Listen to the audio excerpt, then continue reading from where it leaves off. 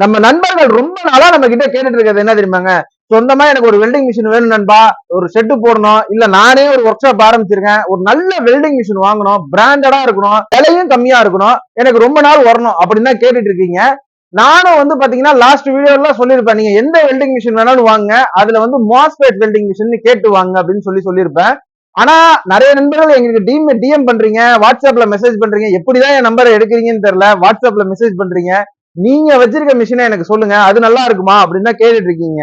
இந்த மிஷினை வந்து நான் ப்ரமோஷன் எல்லாம் பண்ணல, ஏன்னா இதை வாங்கி கிட்டத்தட்ட 4 வருஷம் ஆக போகுது. இதுக்கு முன்னாடி ஒண்ணு வச்சிருந்தேன், அது ஒரு டப்பா மிஷின். இந்த மிஷின் வாங்கினதுல இருந்து எனக்கு நல்லா தாங்க இருக்கு. நல்லா கவனிச்சீங்கன்னா உங்களுக்கு தெரியும், இந்த இடம்லாம் செரிச்சு போச்சு பாருங்க, அந்த அளவுக்கு இந்த மிஷினை ஓட்டிட்டாங்க. இந்த இடம்லாம் உங்களுக்கு தெரியும், பெயிண்டிங் எல்லாம் போயிடுச்சு பாருங்க.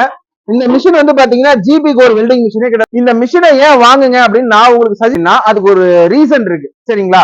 இந்த மிஷினை நான் ஓபன் பண்ணி காட்டுறேன், அதுக்கப்புறமா இந்த மிஷினை நீங்க வாங்கலாமா வேண்டாமாங்கிறத யோசிங்க. இன்னொரு விஷயத்தையும் நான் உங்கள்கிட்ட ஷேர் பண்ணிக்கிறேன். இந்த பிராண்டு, அதாவது இந்த ஜிபி கோர் மிஷின் தான் வாங்கணும்லாம் கிடையாதுங்க. நிறைய வச்சிருக்காங்க, நிறைய ரிலான்னு இருக்கு, நிறைய கம்பெனி இருக்கு. ஆனா நீங்க வாங்குனீங்கன்னா ஒரு விஷயத்த மட்டும் கன்ஃபார்ம் பண்ணிக்கோங்க, இந்த இடத்துல R200 MOS போட்டிருக்கு பாத்தீங்களா, இது வந்து மாஸ்டர் டெக்னாலஜி. ஒருவேளை இதுல ஐஜிபிடி இந்த மாதிரி போட்டுருந்துச்சுன்னா அந்த மிஷினை தயவு செஞ்சு தவிர்த்துருங்க. அந்த ஐஜிபிடி டெக்னாலஜி வந்து மாஸ்பெட்டோட அட்வான்ஸ்டுன்னு சொல்றாங்களே தவிர, நான் எனக்கு தெரிஞ்சுங்க அது வந்து தப்பாங்க, வேஸ்ட். ஓகேங்களா, நீங்க எந்த கம்பெனி பிராண்ட் வேணாலும் வாங்க, அதுல மாஸ்பெட் டெக்னாலஜி வாங்க.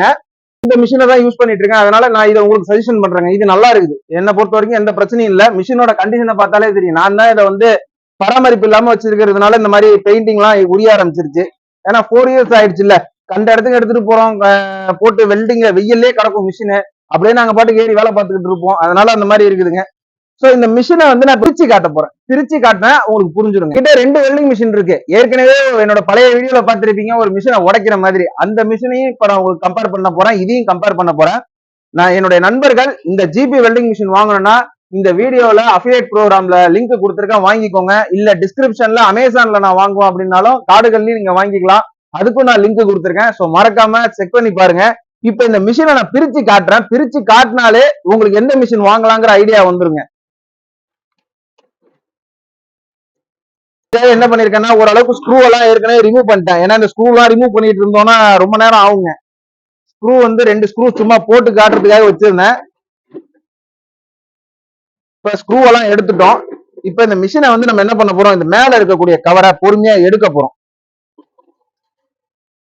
இருக்கு பாத்தீங்களா, இதுதாங்க வந்து மாஸ்பெட் டெக்னாலஜி.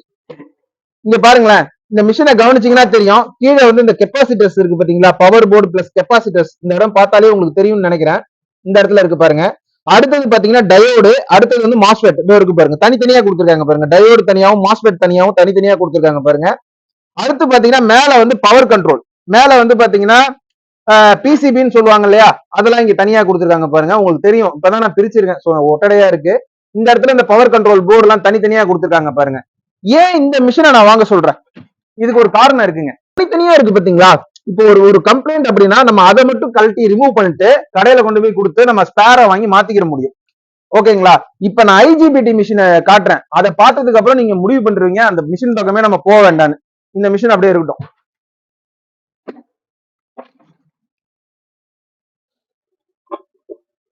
பாருங்க, இவன் தான் ஐஜிபிடி மிஷின்.